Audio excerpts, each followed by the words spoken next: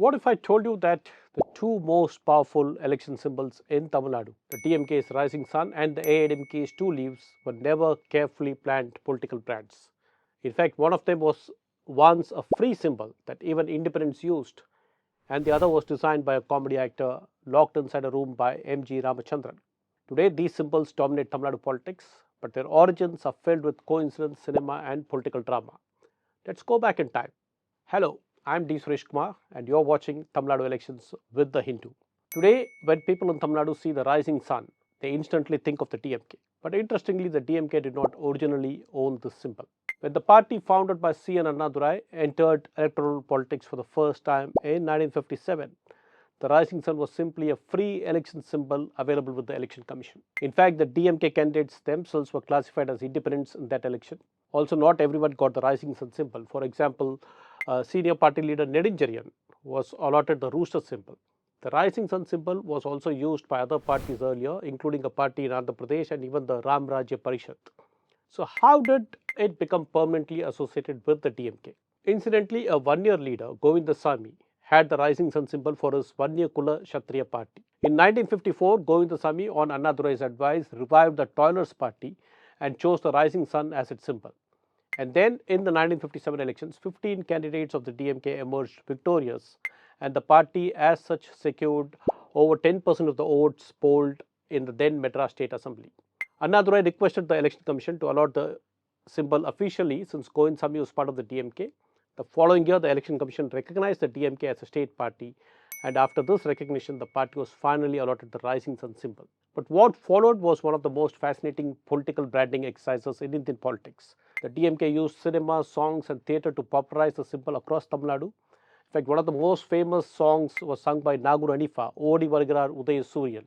The song became hugely popular and helped spread both the party's ideology and its symbol. DMK leaders also went to extraordinary lengths to popularize the symbol. During campaign tours, party leaders would name newborn babies Udaya Suryan, meaning rising sun. In fact, an incumbent MLA named T. Udaya Suryan was personally given that name by Annadurai himself in 1964. Over time, the symbol became deeply embedded in the Tamil political culture. Despite several splits in the DMK over the decades, the rising sun symbol faced only one serious legal challenge. That happened in 1993 when Vigo was expelled from the DMK. Vigo claimed he represented the real DMK and demanded the party symbol. The dispute went to the election commission, but DMK President Karunanidhi produced affidavits from 905 general council members proving they had the majority support. Consequently, in 1994, the election commission ruled in favor of Karunanidhi's faction. The DMK retained the rising sun symbol, which it continues to use even today. Remarkably, the DMK has contested elections with the same symbol since 1957, something very few political parties in India can claim. If the story of the rising sun is political history, the story of the AIADMK's two leaves sounds like a scene from a film. And that is not surprising because cinema played a huge role. When MG Ramachandran, popularly known as MGR, founded the AIADMK in 1972, following his expulsion from the DMK, he wanted a distinctive party identity. One night, he called a film comedian and artist, Pandu, to his house. Pandu later recalled he was taken into a room and locked inside until he finished designing the party flag. MGR personally supervised the design.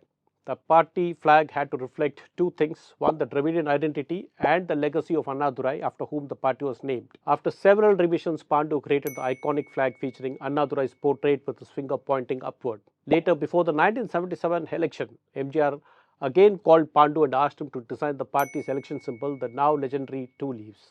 After MGR's death, of course, the two-leaf symbol was frozen, with the Janaki MGR and Jayalalitha factions contesting on the two pigeons and rooster symbols respectively.